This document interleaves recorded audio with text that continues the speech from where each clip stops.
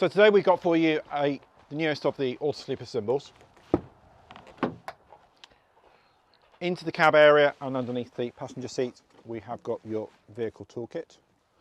Below the floor you've got your access to your engine battery, and then up on the end of the dashboard you've got your bonnet release.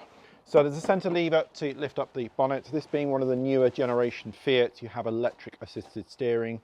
Over on the extreme left hand side you have got your screen wash and then your radiator and brake fluid. There's no dipstick on these, so you just have an oil filler. Should you ever need to jump start the vehicle, there's a cover that you can lift that exposes this little metal bracket here, and then you go to a central bolt for the negative and you can jump start. Round on the driver's side and underneath the driver's seat you have got your air system. So at the back underneath the leaf sprung suspension you've got these two air chambers. These can be manually inflated up to a range between sort of 2 and 4 bar, and what they do is beef up the suspension at the back, give you just an enhanced ride performance if the van is laden. Moving along, you've got your port for your gas. So there's an underslung gas tank onto this one. Pop open and you can attach your fitting and fill the system with gas. When the ignition is turned on, this will illuminate and it will give you your gas tank indication. Further down the side of the van, you have got your main freshwater filler cap. So one of the smaller silver keys in, turn the key and you can then release the cap. Adjacent to that, you've got an alternative inlet which enables you to use a submersible pump, and you can pump water into the van, or you can use a whale mains filler system.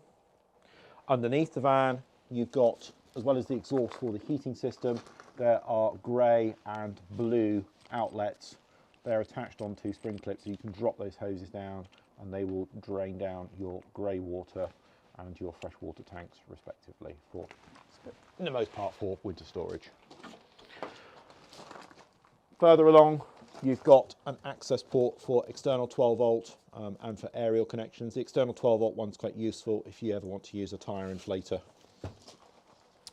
Main system, mains cable, plug into the side of your van first of all, and obviously connect onto your main supply. High up on the body you'll notice this vent. It's at the back of the microwave. It just allows any heat to be dissipated from that appliance. When you come down right at the back of the van, there's a second exhaust for the blown air heating system, so that's being operated on gas. And if we look in behind the back of the wheel arch and up onto this locking port that's just here, then you will see you've got your jack point for releasing the spare wheel. Open up the back doors and you've got your freestanding table. Open up the door on the opposite side and you've got your awning handle and your access to your Thetford toilet cassette. Flush water on these models comes directly from your onboard tank, so you only need to worry about the actual cassette itself. Pull up on the blue tab, slide the body of the cassette towards you. It should come out nice and easily. It's been closed off properly. So remove your blue cap once you've extended the spout, and then press in on the blue button at the top, and that then allows the waste to be ejected out of the bottom. With the cap removed, you have got a measuring cup inside the cap.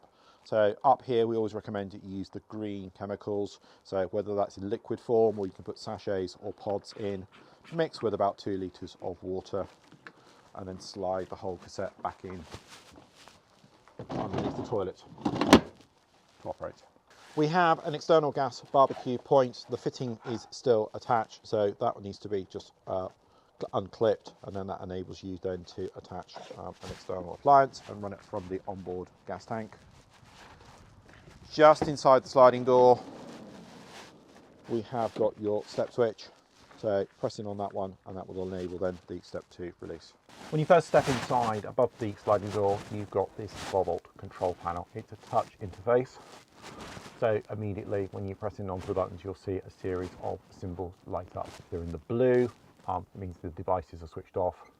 We can select and we can engage different systems. So our mains light, our outside awning light, our door entry light if required.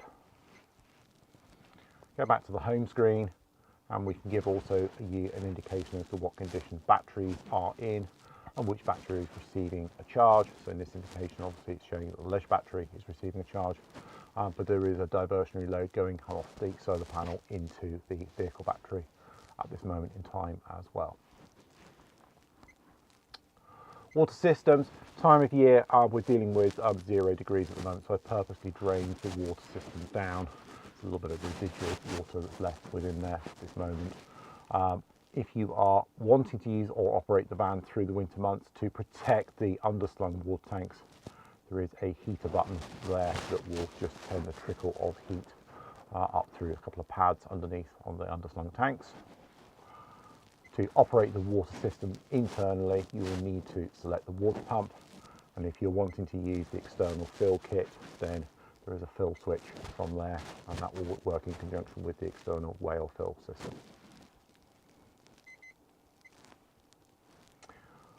Environment will give you feedback in terms of the interior, exterior, and any humidity that's in the immediate vicinity of the vehicle.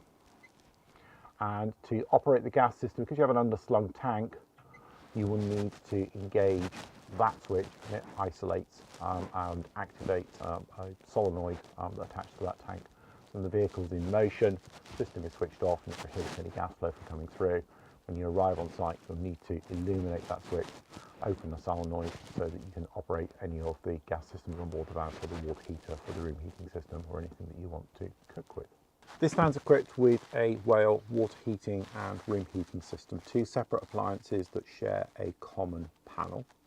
You will have had to have turned the gas supply on the AutoSleepers control panel, and for operating the water system we will need to make sure that the water is primed and coming through. We'll show you that later on.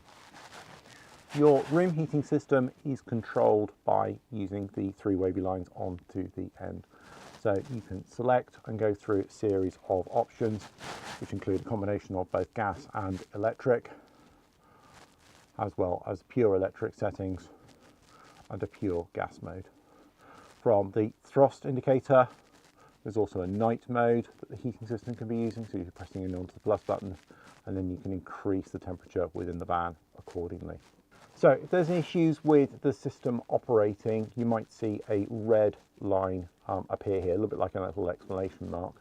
Press and hold the 3 wavy lines first of all, and then the plus symbol, so that both buttons are pressed simultaneously in that sequence, and it should allow that control panel then to reset and you can reactivate your systems. The Dometic fridge on this one is 12-volt operated, so it's running a compressor. You have a simple on-off switch up at the top. Press and hold in on that one for a couple of seconds and that will turn the device off. Press and hold it for a couple of seconds and it will turn the device back on again.